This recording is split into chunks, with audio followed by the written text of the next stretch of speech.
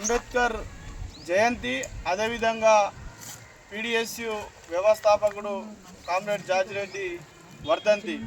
ఈరోజు ఇద్దరు కూడా ఈరోజు ఒకరు పుట్టినరోజు, అదేవిధంగా ఒకరు మరణించిన రోజు. ఈ ఇద్దరు వ్యక్తులు కూడా డాక్టర్ బాబాసాహెబ్ అంబేద్కర్ ఈ ప్రపంచ మేధావి, అదేవిధంగా రాజ్యాంగ నిర్మాత.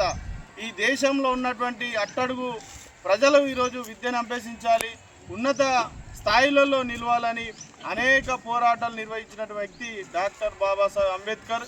ఈ దేశానికి దిశానిర్దేశం, అదేవిధంగా ఈ దేశం ఎట్లా నడవాలి అని చెప్పేసి ఒక రాజ్యాంగాన్ని రాసినటువంటి గొప్ప వ్యక్తి అంబేద్కర్. ఆ రోజుల్లోనే కొన్ని డిగ్రీలు, కొన్ని పిహెచ్డీలు చేసినటువంటి వ్యక్తి అంబేద్కర్.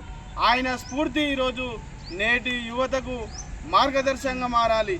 అదేవిధంగా కామ్రేడ్ జార్జ్ రెడ్డి కూడా ఉస్మానియా యూనివర్సిటీలో గోల్డ్ మెడలిస్టు, హైదరాబాద్ చెగ్వేరా. ఆ రోజు విద్యారంగ సమస్యల పరిష్కారం కోసం పీడిఎస్ విద్యార్థి సంఘాన్ని ఏర్పరిచారు.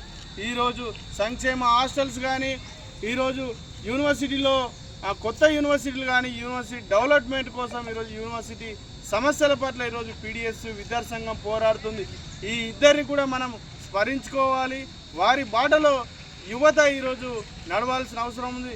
నేటి యువత కూడా మొత్తం కూడా మొబైళ్లకు అలవాటు అయిపోయి, ఈరోజు ఫేస్బుక్, ట్విట్టర్ అలవాటు అయిపోయి ఈరోజు వారి జీవితాలను ఈరోజు నాశనం చేసుకున్నటువంటి పరిస్థితి ఉన్నది.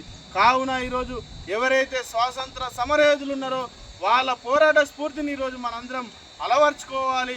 వారి బాటలో కనీసం మనం నడిచినప్పుడే వాళ్ళకు నిజమైన నివాళులు అర్పిస్తాం. కాబట్టి ఇప్పటికైనా విద్యార్థులందరూ కూడా జార్జ్ రెడ్డిని, ఈరోజు అంబేద్కర్ను ఆదర్శంగా తీసుకొని వారి ఆశయాలు ముందుకు తీసుకుపోవాలని ఈరోజు మేము ఈ సందర్భంగా పిలుపునిస్తున్నాం.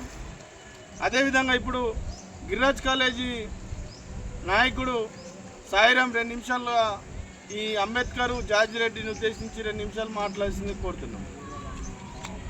ఆ వీడియో బాగా